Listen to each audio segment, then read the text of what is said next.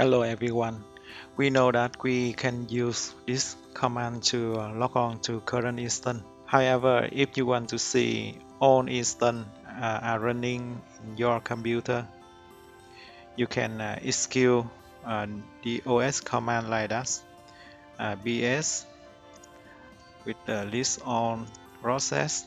Then we will filter uh, Sman or Pman process. Uh, in this example, I use Sman. You can see here we have Esmond Rosette for Aura VNB-RD and Esmond Rosette for ASM. So we know we have two instances are running on this computer.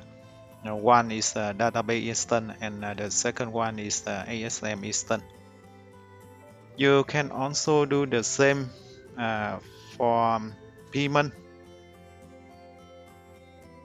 because we know that for each instance we have only one Sman or Bman process. We can see with all instance are running on your server.